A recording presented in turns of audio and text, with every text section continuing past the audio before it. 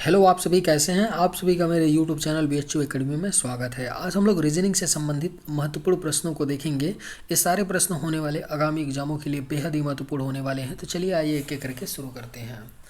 उस विकल्प का चयन करें जिसका तीसरी संख्या से वही संबंध है जो दूसरी संख्या का पहली संख्या से है। क्वेश्चन आपका क्या दिया गया है कि जिस तरह से 1/4 1/8 से संबंधित है, उसी तरह बताना है कि 1/3 और क्वेश्चन मार्क के स्थान पे कौन सी संख्या आएगी जो सेम तरीके से 1/3 से संबंधित होगी। ठीक है, जब भी आपको प्रश्न यहाँ पे तो स्पष्ट आपको बता दिया है कि 1/4 कैसे संबंधित है 1/8 से, है ना। यानी कि यहाँ तो स्पष्ट बता दिया गया है, लेकिन कई क्वेश्चन में सिर्फ आपको ऐसा ही दे दिया जाएगा और पूछा जाएगा कि क्वेश्चन मार्क के स्थान पे क्या आएगा। तो भी आपका अंडरस्टूड होना चाहिए कि जो रेशियो में दो संख्याएं दी गई है ना, वो एक दूसरे से कैसे संबंधित हैं। सेम संबंध, सेम लॉजिक से हम लोग क्या करते हैं, तो क्वेश्चन मार्क और गिवन संख्या के बीच में संबंध निकाल लेते हैं। तो यहाँ पे बहुत सिंपली दिख रहा है कि 1/4 1/8 से कैसे संबंधित है। तो अगर हम लोग क्या करें, 1/4 में ध्यान से समझिएगा, 1/4 में 1/2 का गुणा कर दें, 1/4 में 1/2 का गुणा कर दें तो कितना आ जाएगा, 1/8 आ जाएगा। बोलिएगा हाँ, यानी कुछ नहीं हुआ, पहली संख्या में 1/2 का गुणा करने पर दूसरी संख्या बनी। तो सेम यहाँ पे भी कर लेते हैं। 1/3 में हम क्या करेंगे, 1/2 का मल्टीप्लाई कर लेंगे और 1/2 का मल्टीप्लाई करेंगे तो कितना आ जाएगा, 1/6 आएगा। यानी क्वेश्चन मार्क के स्थान पे क्या आएगा, 1/6, और 1/6 किस ऑप्शन में दिया गया है, तो option number C is correct answer. उम्मीद करते हैं कि आप लोग समझ पाए होंगे। चलिए अगले प्रश्न पे चलते हैं। नीचे दिए गए विकल्पों में से उस संख्या का चयन करें जो निम्नलिखित श्रृंखला में प्रश्न चिन्ह को प्रतिस्थापित कर सकती है। क्या दिया गया है, सीरीज का प्रश्न है ना। दिया गया है 156, 182, 210। तो क्वेश्चन मार्क के स्थान पे क्या आएगा। एक बात ध्यान से समझिएगा, बहुत तगड़ी बात है।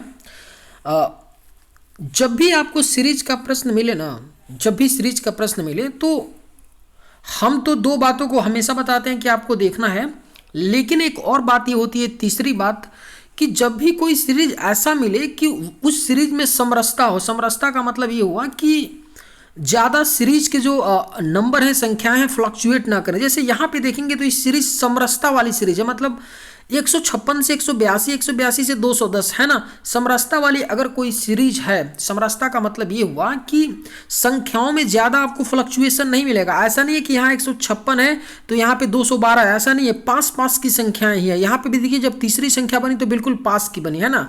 तो इस तरह का जब भी आपको सीरीज मिले तो वहाँ कुछ भी नहीं होता है, वहाँ पे कुछ ना कुछ प्लस हो रहा होगा, यही होगा और कुछ भी नहीं होगा, है ना। तो 156 से 182 हो रहा है, 156 में कितना ऐड करना पड़ेगा, तो 82 बनेगा। तो आप लोग बोलिएगा सर कुछ भी नहीं। अगर हम लोग क्या कर दें, अगर 26 को ऐड कर दें, देखिए 6 6 12 हो गया, 5 2 7 1 8, 182 आ जाएगा, है ना। अगली बार देखिए 182 से 210 कैसे हो सकता है, तो 182 से अगर मैं क्या कर दूं, +28 182 में कर देंगे तो 210 बन जाएगा, है ना। तो अब पुनः 210 से सवाल उठता है कि क्वेश्चन मार्क के स्थान पे संख्या बनाने के लिए हमें क्या ऐड करना पड़ेगा। तो देखिए, पहली बार मैंने 26 ऐड किया, दूसरी बार क्या किया गया, +28, यानी 2 ज़्यादा ऐड किए। तो अगली बार मैं क्या करूंगा, 2 ज़्यादा ऐड करूंगा, 28 से ज़्यादा 2 कितना, 30 ऐड करूंगा। यानी जब 210 में 30 ऐड करेंगे तो क्या आ जाएगा, आपका 240 आएगा, और 240 आपका करेक्ट हो जाएगा क्वेश्चन मार्क के स्थान पे। किस ऑप्शन में दिया गया है, तो option number B is right answer. उम्मीद करते हैं कि आप लोग समझ पाए होंगे। चलिए अगले प्रश्न पे चलते हैं। नीचे दिए गए चित्र में त्रिभुजों की संख्या ज्ञात करें। फिगर काउंटिंग का प्रश्न है। फिगर काउंटिंग का प्रश्न बेहद ही महत्वपूर्ण टॉपिक होता है। एसएससी एग्जाम हो, चाहे रेलवे, चाहे स्टेट एग्जाम हो, फिगर काउंटिंग से एक प्रश्न पूछा ही जाता है। जनरली जो फिगर काउंटिंग से प्रश्न पूछा जाता है वह त्रिभुज से ही पूछा जाता है, लेकिन दो चीज़ें और पूछी जा सकती हैं, या तो आपसे वर्ग काउंट करवाया जाएगा या तो आपसे आयत काउंट करवाया जाएगा। लेकिन जनरली जो सबसे ज़्यादा प्रश्न पूछा जाता है त्रिभुज काउंटिंग से ही। अप्रोच अपना क्या होगा, आप लोगों का क्या होना चाहिए, सिंपली जो आपको दिख रहा है त्रिभुज उसको काउंट करिए, उसके बाद पूरे आकृति को एनालाइज करके कॉम्प्लेक्स त्रिभुज को काउंट करने का प्रयास करिए। सिंपल सा अपना फंडा, ठीक है।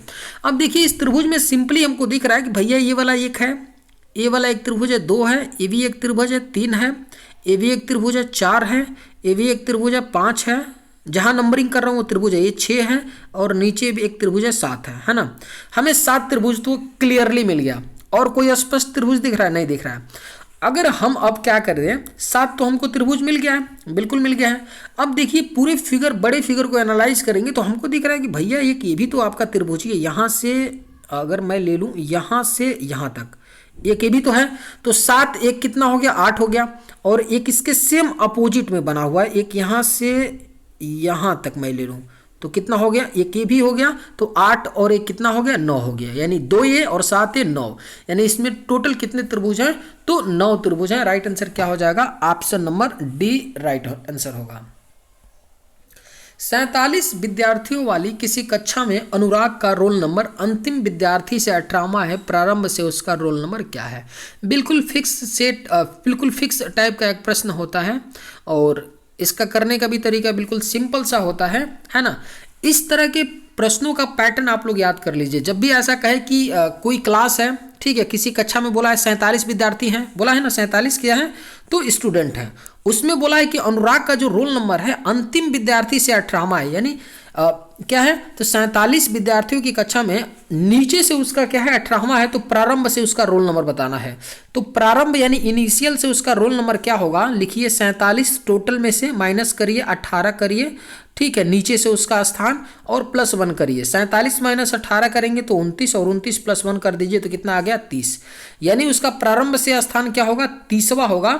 और 30वां किस ऑप्शन में दिया गया है, तो ऑप्शन नंबर डी इसका राइट आंसर हो जाएगा। इस पैटर्न को भी आप लोग याद कर लीजिए। जब भी आपको बोले कि किसी कक्षा में, ध्यान से समझिए, किसी कक्षा में 50 विद्यार्थी हैं और किसी छात्र का नीचे से स्थान दिया हो कुछ और ऊपर से पूछे तो कुछ भी मत करिए, टोटल माइनस नीचे से स्थान +1, या आपसे ऊपर से स्थान दे दे और नीचे से पूछे तो भी यही करिए, टोटल माइनस ऊपर से स्थान और +1 कर दीजिए तो आपका राइट आंसर आ जाएगा। उम्मीद करते हैं कि आप लोग समझ पाए होंगे। चलिए अगले प्रश्न पे चलते हैं। निम्न अनुक्रम में ऐसे कितने अंक हैं जिनमें से प्रत्येक के तुरंत पहले और तुरंत बाद एक अक्षर है। बिल्कुल सिंपल सा प्रश्न दिया गया है। देखिए, जब भी अगर किसी क्वेश्चन में डाटा पूरा दे दे, यानी हमें अपने तरफ से कोई एफर्ट लगा करके डाटा नहीं प्राप्त करना होता है ना, उस केस में सवाल आसान ही होता है। यहाँ कुछ भी नहीं बोले हैं, एक सीरीज दे दिए हैं जिसमें कि अल्फ़ाबेट, नंबर और साइंस दिए गए हैं। हमसे पूछ क्या रहा है कि ऐसे कितने अंक हैं, यानी कितने नंबर हैं जिनमें से प्रत्येक के तुरंत पहले, यानी जिनमें से तुरंत पहले और तुरंत बाद एक क्या है, अक्षर है। पहले भी और बाद में एक अक्षर है। कितने ऐसे नंबर हैं, नंबर मतलब संख्याएं हैं। कितनी संख्याएं हैं जिनके ठीक पहले एक अक्षर है और बाद में भी एक अक्षर है। तो सिंपली देखिए, जहां नंबर है वहां पे रुकिए और काउंट करने का प्रयास करिए। मैं 7 के पास रुका तो 7 के पहले भी एक अक्षर है, 7 के बाद भी, यानी एक तो यहां मिल गया, है ना। 9 को देखा तो 9 के पहले भी एक अक्षर है, बाद में भी है, तो एक यहां मिल गया। 2 को देखा तो 2 के पहले भी एक अक्षर है, यम, उसके बाद में भी यम एक अक्षर है, एक और मिल गया। पुनः आते हैं 3 पे, तो 3 के देखिए पहले एक अक्षर है लेकिन बाद में एक साइन है, यानी ये नहीं होगा। 5 पे भी देखेंगे तो 5 के पहले एक साइन है, बाद में अक्षर है, तो ये भी नहीं होगा। 9 पे देखेंगे तो 9 के पहले है लेकिन बाद में नहीं है। यानी टोटल कितने ऐसे हैं आपके संख्याएं, तो केवल 3 हैं। 1 2 3, केवल कितनी है, 3 ऐसे अंक हैं जिनमें से प्रत्येक के पहले और बाद में क्या है, एक अक्षर है। उम्मीद करते हैं कि आप लोग समझ पाए होंगे। चलिए अगले प्रश्न पे चलते हैं। यदि एक दर्पण छायांकित रेखा पर रखा गया हो तो निम्न में से कौन सा विकल्प दी गई आकृति का सही छवि है। सिंपली मिरर इमेज का प्रश्न दिया गया है और मिरर इमेज का प्रश्न बहुत ही महत्वपूर्ण होता है, टॉपिक ही महत्वपूर्ण होता है। क्वेश्चन तो आसान होता है क्योंकि एसएससी की बात मैं कर लूं, अभी सीजीएल का एग्जाम हुआ है, एमटीएस का भी एग्जाम हुआ है। आप लोग सीजीएल का आ गया होगा पेपर, आप लोग देख सकते हैं गूगल से या टेलीग्राम से देख सकते हैं। हर शिफ्ट में एक आपको क्वेश्चन नहीं मिलेगा तो कहिएगा, एक क्वेश्चन कंफर्म मिलेगा हर शिफ्ट में।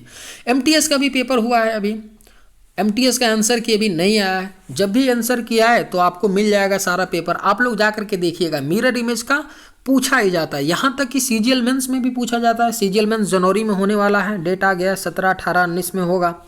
उस मेंस में भी 1-2 क्वेश्चन पूछ लिया जाता है मिरर इमेज से, लेकिन वहाँ पे अंतर क्या होता है, मेंस में पूछा जाता है ना, तो जो इधर की डायग्राम होती है ना, यहाँ तो सिर्फ अल्फ़ाबेट का पेयर दे दिया है ना, यहाँ पर क्या होता है, कॉम्प्लिकेटेड डायग्राम होता है और उस डायग्राम का मिरर इमेज पूछ देता है ना। कोई भी कुछ भी दे यहाँ पे पूछा आपसे जाए, आपका अप्रोच क्या होना चाहिए करने का, सिंपली आप लोग कुछ भी मत करिए, ऑप्शन से इस तरह के प्रश्नों को करिए, है ना, क्योंकि पता होना चाहिए कि किस प्रश्न को कैसे करना है। अब इसका मिरर इमेज यहाँ बना करके एक एक को बना बना करके आप करिएगा, टाइम लगेगा। ऑप्शन से मूव करिए। जाहिर सी बात है कि जी इनिशियल में है तो ये जी लास्ट में जाएगा जब इसका हम मिरर इमेज बनाएंगे। आप एग्री है ना? बिल्कुल। ऑप्शन ए तो बिल्कुल है नहीं क्योंकि जी इनिशियल में है, ठीक है। अब देखिए, अगर हम लोग देखेंगे डी को देखेंगे तो डी क्या है, इसमें जी उल्टा है ना, तो या तो बी होगा या तो सी होगा।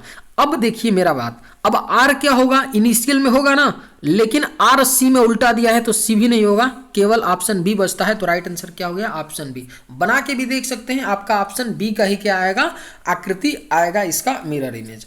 उम्मीद करते हैं कि आप लोग समझ पाए होंगे। चलिए अगले प्रश्न पे चलते हैं। दिए गए विकल्पों में से उस अनुक्रम का चयन कीजिए जो निम्नलिखित शब्दों को सर्वोत्तम ढंग से सार्थक क्रम में व्यवस्थित करता है। 5 शब्द दिए गए हैं, परिवार, विश्व, व्यक्ति, समुदाय, देश। इन 5 शब्दों से हमको एक सार्थक क्रम बनाना है। इस तरह का भी प्रश्न पूछा ही जाता है, रेलवे हो चाहे एसएससी। और इस तरह के प्रश्नों का अप्रोच क्या होना चाहिए करने का, सबसे पहले आप लोग जो भी शब्द दिए गए हैं ना, उनको 1 से 2 बार पढ़ने का प्रयास करिए। एक बार पढ़ेंगे आप लोग, 2 बार ध्यान से पढ़ेंगे तो आपको एक आइडिया लगेगा कि जो शब्द दिए गए हैं किस विषय से संबंधित शब्द हैं। तभी तो आप पता चल जाएगा कि इस विषय से संबंधित है, तो उस विषय से संबंध में आप उसको सार्थक क्रम में अरेंज कर पाएंगे, है ना। सबसे पहले तो एक ओवरऑल आइडिया लगना चाहिए, तो उसके लिए सबसे पहले आप लोग 1 से 2 बार पढ़ने का प्रयास कीजिए। मैंने क्या किया, मैंने जब पहली बार पढ़ा परिवार, विश्व, व्यक्ति, समुदाय, देश, तो मुझे क्लियर हो गया कि भैया ये कहीं ना कहीं परिवार है, लोगों की बात हो रही है, व्यक्ति है, लोग हैं, तो लोग से परिवार बनेगा, परिवार से समुदाय बनेगा, समुदाय से ही तो देश बनता है, देश से विश्व, यानी मतलब कहीं ना कहीं एक कम्युनिटी वाली बातें हो रही हैं कि लोग हैं, व्यक्ति हैं, परिवार हैं, है ना। तो अब देखिए सवाल ये उठता है कि जो इसमें सबसे ज़्यादा बड़ा है विश्व है, विश्व ही तो है ना भाई, विश्व ही तो, विश्व में देश आ जाता है। और सबसे छोटा क्या है, व्यक्ति है, 3 है। अब सवाल ये उठता है कि 3 से शुरू होगा कि 2 से शुरू होगा, है ना। बिल्कुल ये भी हो सकता है भाई, 2 से भी हम डिक्रीजिंग आर्डर में भी तो इसको लिख सकते हैं ना, है ना, वो भी तो एक सार्थक क्रम होगा, या इंक्रीजिंग आर्डर में लिख सकते हैं, वो भी सार्थक क्रम होगा।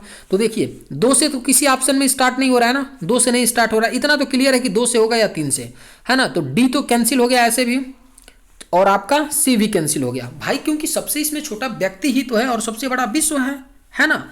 तो या तो बी होगा या तो ए होगा। अब देखिए 2 से तो शुरू हो नहीं रहा है, तो सबसे पहले क्या आ गया, व्यक्ति, यानी 3 नंबर। और व्यक्ति से क्या बनता है, तो परिवार बनता है, व्यक्ति से ही तो परिवार बनता है, 1 आ जाएगा।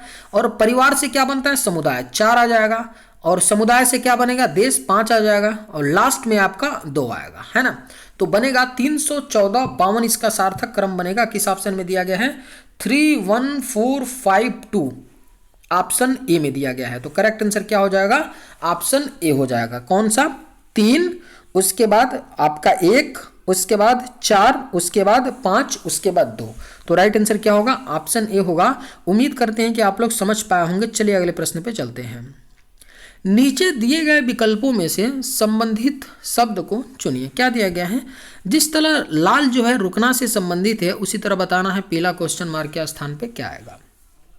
सेम 1 नंबर का सवाल है, वहां पे आपको नंबर संख्याएं दी गई थी और यहाँ पे आपको शब्द दिया गया है। कई दफा आपको यहाँ पे क्या दे देगा, अल्फाबेट का पेयर दे देगा, कई दफा आपसे क्या करेगा, अल्फाबेट का पेयर और नंबर दे देगा, लेकिन करने का सेम अप्रोच होता है। जब भी, इतना याद रखिए, जब भी रेशियो और प्रोपोर्शन का साइन हो और 2 शब्द दिए गए हों रेशियो में और 1 शब्द रेशियो में दिया हो और क्वेश्चन मार्क दिया हो, तो वहां पे कुछ भी नहीं होता है। सिर्फ हमको ये देखना होता है कि जो रेशियो में 2 शब्द दिए गए हैं, जैसे यहाँ लाल रुकना है, एक दूसरे से कैसे संबंधित है, इनके बीच में क्या संबंध है, क्या लॉजिक लग रहा है, क्यों हम इनको पेयर में रखे हैं।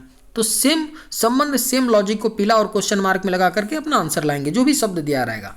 यहाँ पे लाल और रुकने को ध्यान से हम देखते हैं तो पता चलता है कि लाल जो होता है ना, वो साइन ऐसा होता है कि लाल साइन जहाँ भी होता है, लाल जो चिन्ह होता है जहाँ पे भी, इसका मतलब क्या होता है, हम लोग रुकने का ही तो साइन देता है। जैसे रेलगाड़ी होती है, तो रेलगाड़ी की पटरियों पे देखते होंगे आप लोग, जहाँ ढाला होता है ना, वहां पे क्या किया जाता है, तो रेलगाड़ी की पटरियों के बीच में लाल झंडा क्या किया जाता है, फैला दिया जाता है, लगाया जाता है। क्यों, इसलिए लगाया जाता है क्योंकि ये संकेत जाता है ट्रेनों को कि आपको आगे नहीं बढ़ना है, यहीं रुकना है। ठीक है, तो लाल झंडा लगाया जाता है। लाल बत्ती भी होती है, देखते होंगे कि जब आप ट्रेन में बैठते होंगे और लाल बत्ती जो लैंप होता है लगा होता है, अगर लाल जल जाता है तो ट्रेन रुक जाती है जब तक हरा नहीं होता है। हरा का मतलब है कि आप जाइए। तो लाल जो चिन्ह है ना, वो रुकने का क्या है, एक संकेत देता है। उसी तरह जो पीला जो चिन्ह होता है ना, पीला जो रंग होता है, कलर होता है ना, पीला जो लाइट होता है ना, यह बताता है क्या, किस चीज़ का घोतक है, तो प्रतीक्षा का। जब भी अगर पीला लाइट कहीं पे भी जल जाता है, चाहे आप क्या है, चाहे ट्रेन की बात कर ले, चाहे आप क्या ट्रैफिक में भी होता है आपका पीला लाइट, तो जब पीला लाइट जल जाता है तो इसका मतलब ये होता है कि आप वेट करिए। और लाल का मतलब क्या होता है कि बिल्कुल नहीं जाना है, हरा जब होगा तब आपको जाना है। तो यहाँ पे क्या आ जाएगा, क्वेश्चन मार्क के स्थान पे प्रतीक्षा आएगा। और प्रतीक्षा किस स्थान, किस ऑप्शन में दिया गया है, तो ऑप्शन नंबर बी इसका राइट होगा। उम्मीद करते हैं कि आप लोग समझ पाए होंगे। चलिए अगले प्रश्न पे चलते हैं। दी गई आकृति का अध्ययन करें और दिए गए प्रश्न का उत्तर दें। अच्छा प्रश्न है, इस टाइप का प्रश्न पूछ लिया जाता है ना, कभी कभार ऐसा प्रश्न पूछा जाता है। और इस तरह के प्रश्न की एक खासियत है कि इस तरह का जब प्रश्न पूछा जाता है ना, तो सिंगल प्रश्न नहीं आता है।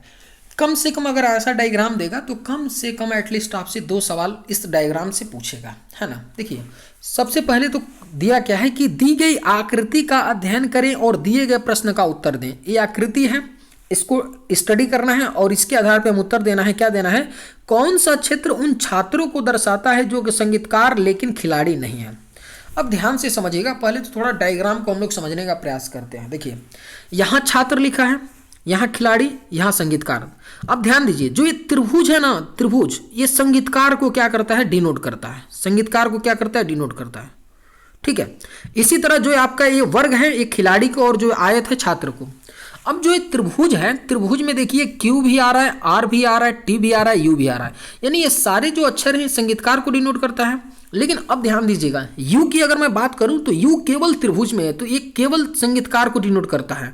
अगर मैं टी की बात कर दूंगा तो आप लोग बोलेंगे गुरुजी जो टी है ना, यह आपका वर्ग में भी है, ठीक है, और क्या है, त्रिभुज में भी है। यानी जो टी है वह संगीतकार ऐसे जो खिलाड़ी भी हैं उनको डिनोट करता है। उसी तरह जब मैं आर की बात कर लूंगा तो आर जो है आपका आयत में भी है, वर्ग में भी आ रहा है और त्रिभुज में भी आ रहा है। तो आर जो है ऐसे संगीतकार को डिनोट करता है जो छात्र के साथ खिलाड़ी भी हैं। तो बेसिक बात समझ गए होंगे। अब हमसे पूछ क्या रहे हैं भैया, पूछ रहे हैं कि उन छात्रों को दर्शाता है। कौन सा क्षेत्र, कौन सा क्षेत्र, यहाँ पे कौन सा, यहाँ क्षेत्र मत कर लीजिए, यहाँ अक्षर कर लीजिए। कौन सा अक्षर है ना, कौन सा अक्षर उन छात्रों को दर्शाता है ना, जो संगीतकार हैं लेकिन खिलाड़ी नहीं है।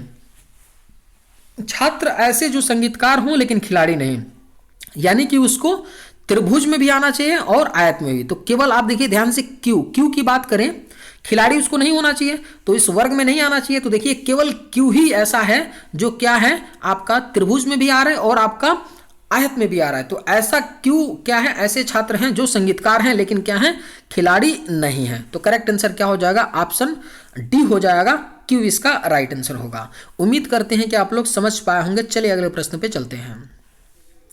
घर से निकलते समय महेश के सामने की ओर पूर्व दिशा थी। डायरेक्शन का प्रश्न है, बेहद ही सिंपल प्रश्न होता है। और एक बात ध्यान दिया कीजिएगा, डायरेक्शन का प्रश्न आए तो ऑप्शन जरूर देख लीजिएगा कि ऑप्शन में आपसे पूछ क्या रहा है। कोई एग्जैक्ट डिजिट पूछ रहा है, दूरी पूछ रहा है, या आपसे सिर्फ डायरेक्शन पूछ रहा है, दिशा पूछ रहा है।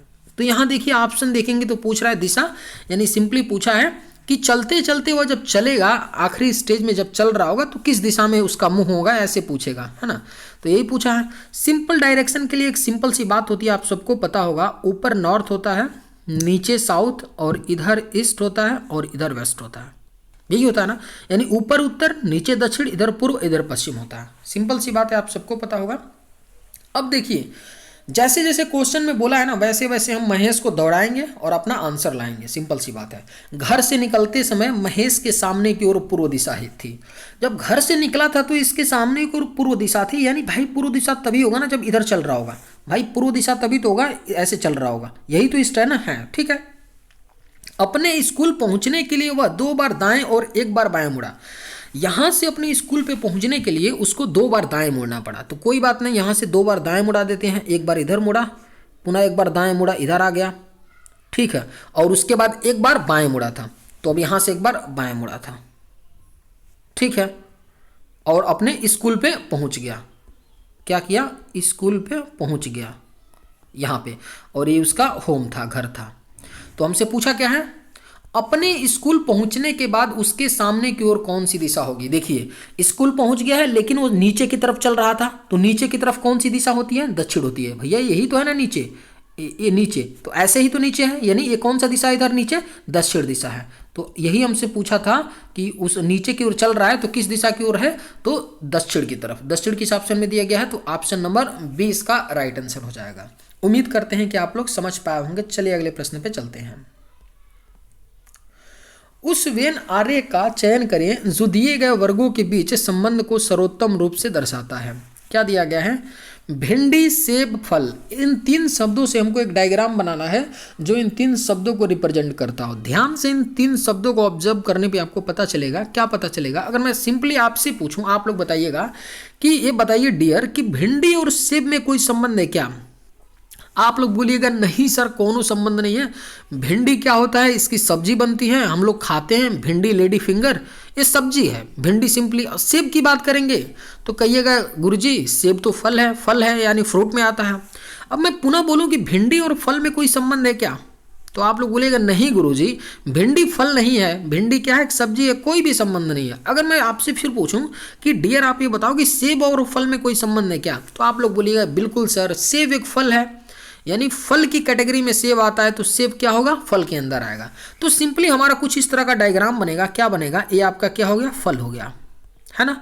एक क्या हो गया? फल हो गया। और इसके अंदर क्या है? आपका भिंडी है, माफ़ी चाहते हैं सेब है, भिंडी नहीं होगा, सेब है ना। इसके अंदर क्यों होगा? क्योंकि सेब एक क्या है? फल है, तो इसको फल के अंदर आएगा सेब ना, तो इसके लिए अंदर एक डायग्राम बनाएंगे सेब के लिए। लेकिन भिंडी का संबंध इन दोनों से कहीं नहीं है, तो भिंडी के लिए हम लोग क्या कर लें? एक अलग से ऐसा डायग्राम बना लेते हैं। तो ये आपका डायग्राम किसके लिए बन गया? भिंडी के लिए, है ना। तो कुछ इस तरह का ओवरऑल हमारा डायग्राम बनेगा, और इस तरह का डायग्राम किस ऑप्शन में दिया गया है? तो ऑप्शन नंबर बी इसका करेक्ट आंसर हो जाएगा। उम्मीद करते हैं कि आप लोग समझ पाए होंगे। चलिए अगले प्रश्न पे चलते हैं। सभी लैंप लालटेन हैं कथन दिया गया है और निष्कर्ष है, तो हमको बताना है कि कौन सा निष्कर्ष सही है। सिलॉक्स का प्रश्न है, बेहद ही महत्वपूर्ण टॉपिक होता है, चाहे एसएससी हो, बैंकिंग हो, रेलवे हो, चाहे स्टेट एग्जाम हो। ठीक है, आप लोग कोई भी एग्जाम देख लीजिए जिसमें रीजनिंग का प्रश्न पूछा जाता हो, और ऐसा हो नहीं सकता है कि सिलॉक्स का प्रश्न एक ना आए। मैं लिख के आपको देता हूँ, एक क्वेश्चन आना ही आना है, इसलिए बेहद ही महत्वपूर्ण टॉपिक होता है। इसको आप अच्छे से अगर पढ़ लेते हैं इस टॉपिक को, और भाई तैयारी करते हैं तो पढ़ना ही पड़ेगा, सिलॉक्स पढ़ना ही पड़ेगा, क्योंकि कुछ ऐसे टॉपिक्स हैं ना जिनसे सर्टेन होता है कि आपका क्वेश्चन आएगा ही, तो उन टॉपिक को अच्छे से पढ़ना पड़ेगा। अब देखिए हमारा अप्रोच क्या होगा करने का, इसको देखिए दो तरीकों से किया जा सकता है। ठीक है, लोग 100-50 मान के भी करते हैं, लेकिन सिंपली मैं आपको सजेस्ट करूंगा कि डायग्राम बना के करिए। हमारा अप्रोच यही होता है कि जो कथन दिया है ना, जो यहाँ पे स्टेटमेंट दिया है, आपका 3 स्टेटमेंट दिया है, सभी लैंप लालटेन है, सभी लालटेन मसाले हैं, सभी मसाले मोमबत्तियां हैं। इन तीनों स्टेटमेंट से हम एक डायग्राम बनाएंगे, और उस डायग्राम के आधार पर देखेंगे कि जो 3 निष्कर्ष दिए गए हैं इनमें से कौन सा हम सही बोल सकते हैं। तो पहला क्या दिया है आपका कथन, सभी लैंप लालटेन है।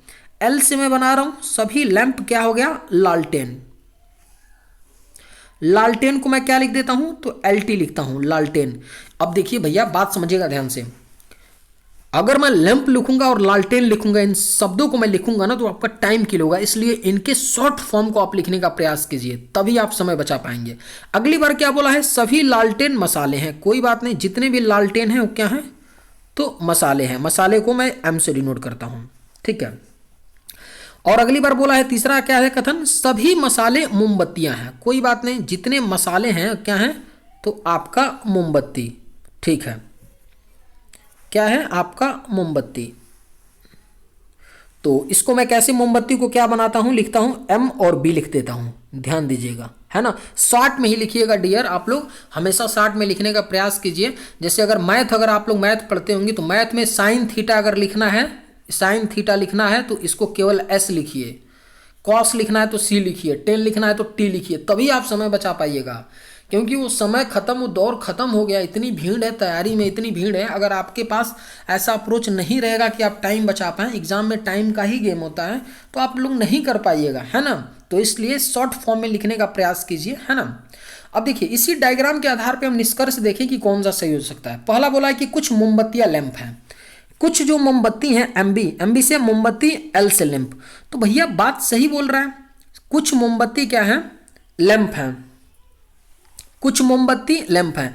देखिए कैसे लैंप हैं, तो देखिए सभी लैंप क्या है, मोमबत्ती बन रही है ना, तो कुछ मोमबत्तियां भी तो लैंप होंगी ना, तो पहला सही है। दूसरा क्या बोला कि सभी लालटेन क्या है, लैंप हैं।